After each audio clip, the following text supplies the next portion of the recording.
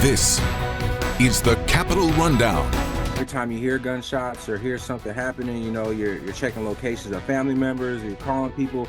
I mean, it's just a constant. At least in this initial debate, which is usually the case in the first debates, I think the challenger, Trump, got the better. The chair of the Senate Appropriations Committee is from Lansing. Goodness gracious, how did that happen? It's all straight ahead. The Capitol Rundown starts now.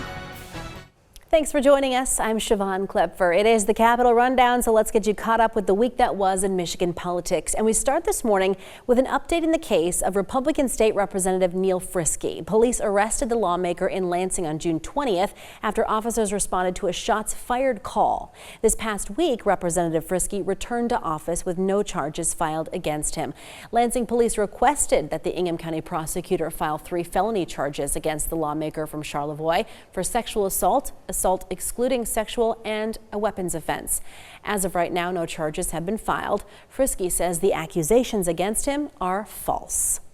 Staying with Michigan Republicans, former party chair Kristina Karamo is making another try at regaining her position.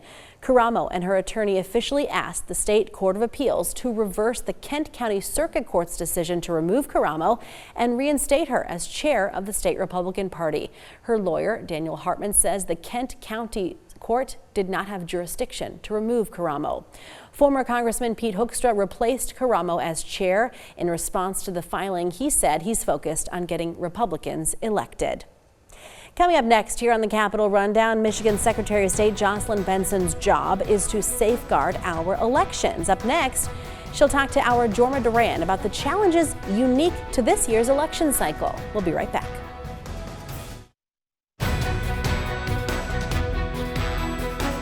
Welcome back. With the primary election in August and the general election in November, the people who protect our votes are gearing up. Michigan Secretary of State Jocelyn Benson spoke to the Rundown's Jorma Duran about the unique challenges of voting in 2024. Secretary Benson, thank you so much for talking with us today. Thanks for having me. I want to talk about election security.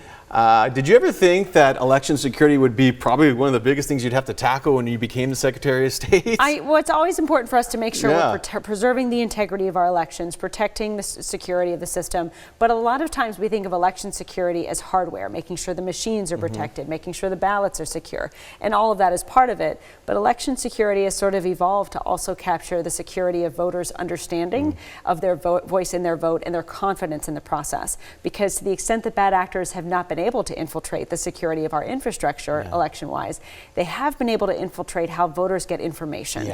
And that's really where we started to shift our focus to protecting the security of voters' minds, essentially, not just the security of our processes. That's a great thing to think about, because there's misinformation out there, and all it takes is some Facebook post to say, someone lied or stole, and then people believe it. Yeah, and we can have the most secure election system possible, and in many ways we do, but if people don't believe it's secure, if their perception is that it's insecure, ability to be hacked, even if that's not accurate, it still makes that reality a possibility for citizens and damages their confidence in our elections and in our outcomes. What are some of the things that you've done statewide and locally to make sure that that confidence is being built among the voters? Well, transparency is our friend when it comes to ensuring and boosting voter confidence. The facts and the data that show the security of our process, that show the security of our election results, are abundant for anyone who wants to see them. So we've set up websites, we've hosted webinars, clerks have held town hall meetings to get that information out. And we've also partnered with other voices like faith leaders, community leaders, business leaders.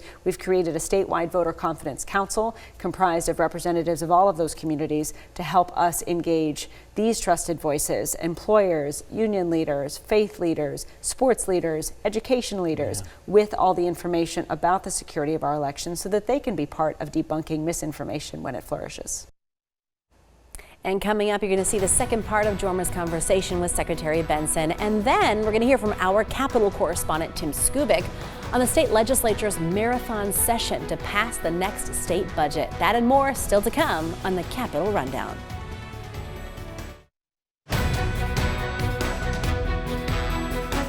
Welcome back. Here's more of our conversation with Michigan Secretary of State Jocelyn Benson on election security. The Rundown's Jorma Duran asked Secretary Benson what voters need to know to feel that their votes are secure.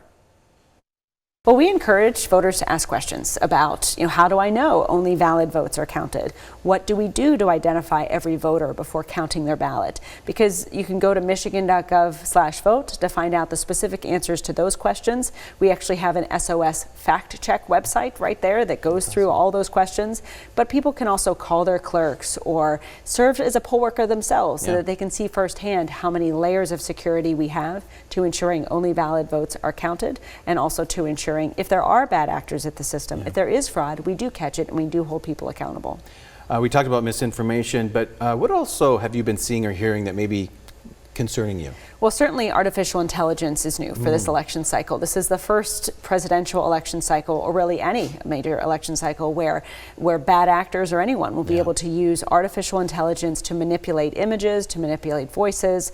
And so we've been holding trainings for clerks and law enforcement across the state, and have passed legislation to ban the deceptive use of AI to confuse citizens about their voting rights, and also require disclosure among any media that is using artificial intelligence. So we've got some tools in our toolbox to combat it, but voters need to be critical consumers of information this cycle and be aware that AI may be used to try to manipulate images and voices. Are you on higher alert with all this stuff because Michigan is a battleground state? Because some states, we already know who's going to win. Yeah. But Michigan, there's just that little fine line. So does it make it more? Absolutely. Yeah. I think there's 6 battleground states in this cycle: Michigan, Pennsylvania, Wisconsin, Arizona, Nevada, and Georgia, and to a certain extent North Carolina. Those are the states that are going to be inundated with noise and misinformation, and the voters on all those states and election officials in all those states need to be on guard to protect ourselves against this targeted effort to try to interfere ultimately with our elections. What if people are nervous or about physical kind of security by going to the polls? If I decide to go to the poll, how confident am I going to be that I'm not going to be either intimidated in one way or another? Well, we've got a lot of protections in place to make sure law enforcement, partnerships, first responders, everyone's on guard to protect voters and to protect our election workers this fall. And we have laws on the books now to make it a crime to harass or threaten an election worker in their line of duty. So I think we're going to deter a lot of the bad actors from infiltrating, but we're prepared for everything. And that's why we also encourage voters to consider voting early at an early voting center, and then you avoid perhaps any of the challenges that Election Day might bring.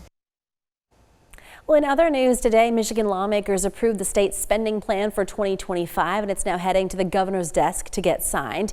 It passed after a 19-hour legislative session. Our Capitol correspondent Tim Skubic talked to Jorma about what's in the budget. It's time to get updated politically here in the state of Michigan, and nobody better than this guy right here, Tim Skubic, to help us out. Tim, the state legislature passed the budget after an overnight and very long session. Who's happy with the result and who isn't? That's a good question.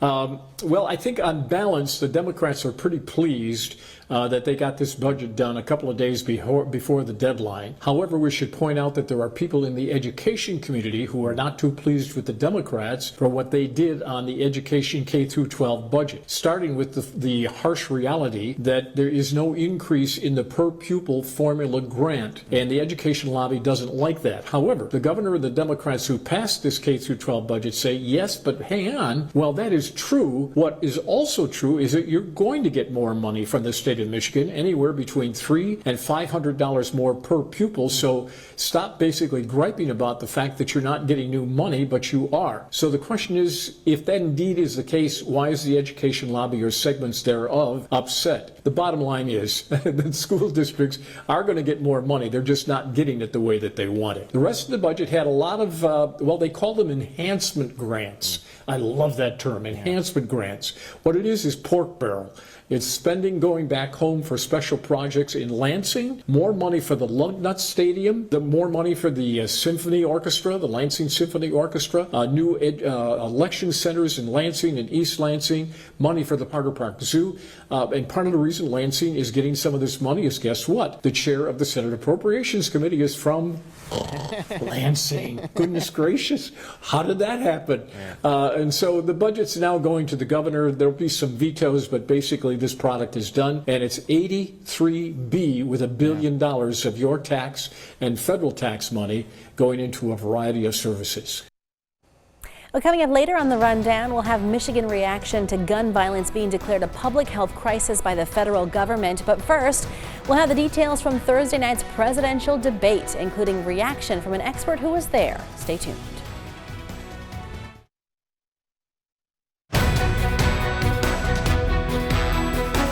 President Joe Biden and former President Donald Trump went head-to-head Thursday in the CNN presidential debate. Our Washington correspondent Rashad Hudson has the details.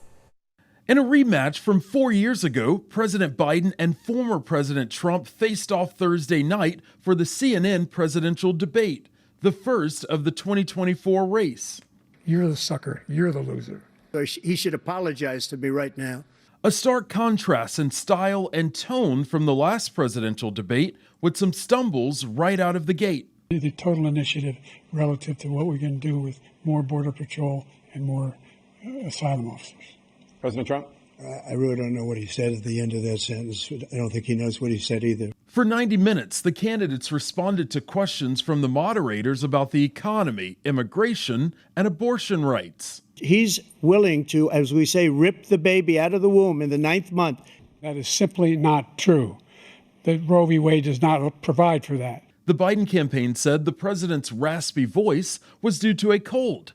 A 78-year-old Trump and an 81-year-old Biden faced questions about their fitness for office. This guy's 3 years younger and a lot less competent. Well, I took 2 tests, cognitive tests. I aced them. Well, both candidates were back on the campaign trail by Friday, bringing their message directly to voters. Just after the debate ended, though, the rundown spoke with Aaron Call, the director of debate at the University of Michigan. Mr. Call was in the debate spin room in Atlanta watching it live.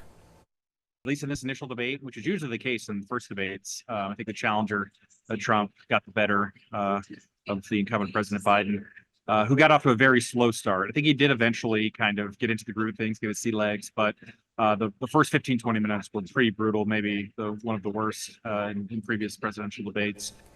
We asked Mr. Call to give the candidates letter grades on their performance. In his opinion, neither one is at the top of the class. Yeah, I'd give Trump probably let's say a B minus. You know, he kind of the contrast and the age and stamina was positive, but he did revert back to form in several times over things like January 6th and tariffs and some other of his controversial policies from the first term could negatively remind people of that. President Biden probably is at a D minus, just with the slow start. He did rebound a little bit, but just you have to pick your spots on arguing over who's a better golfer and handicap and things like that. There's certainly enough material and issues that are going to come up in a debate like this to where you've really got to focus and hone on these things. It just wasn't a lot of discipline. And after everything is said and done on the debate stage, how much will this affect voters?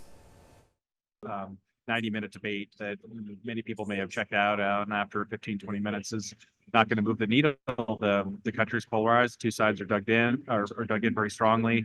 And there's an infinite amount of intervening events between now and when voting starts. And potentially we have another debate in September, which is much closer to the actual election. So we'll be watching closely to see how the race for the White House shapes up. Coming up, gun violence in America is a public health crisis. That's according to the Surgeon General of the United States. We'll tell you what peace activists in Michigan are saying in response. Stay tuned.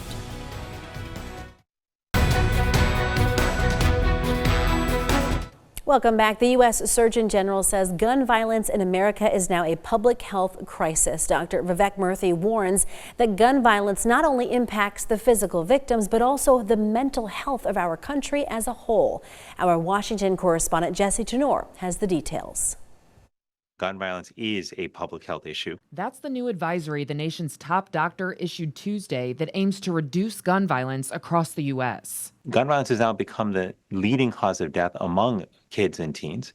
And that was not true a decade ago or 2 decades ago. Surgeon General Dr. Vivek Murthy says the advisory not only focuses on the deaths and injuries involving firearms, but also the ripple effects. Those reverberating traumas have taken a toll on the mental health of our country. Murthy says public health advisories can make a difference, pointing to the 1964 Surgeon General report about the dangers of smoking tobacco. That ultimately dramatically dropped smoking rates from 42% in 1964 to under 12% today. Murthy's advisory on gun violence proposes a ban on automatic rifles, universal background checks, and penalties for people who do not safely store their firearms.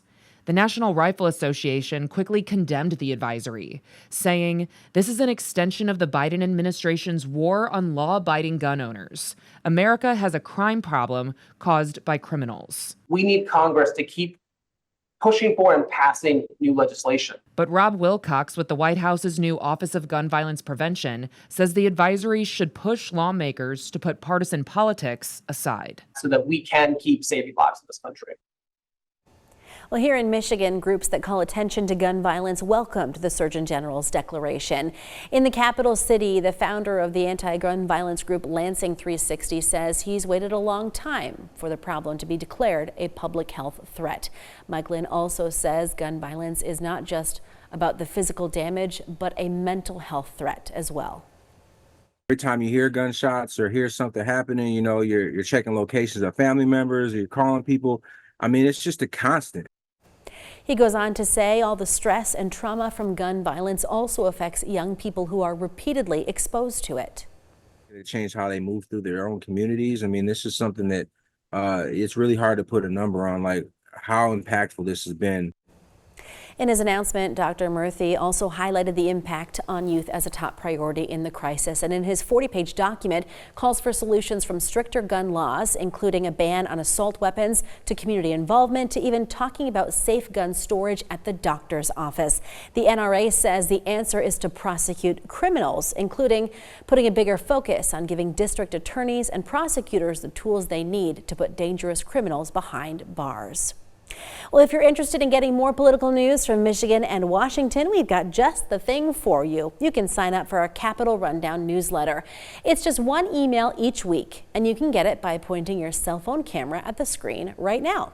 This will take you to the sign up page, or you can head to WLNS.com/newsletter. And that's our show for this week. Thanks for watching the Capitol Rundown. We'll see you all again right here next week.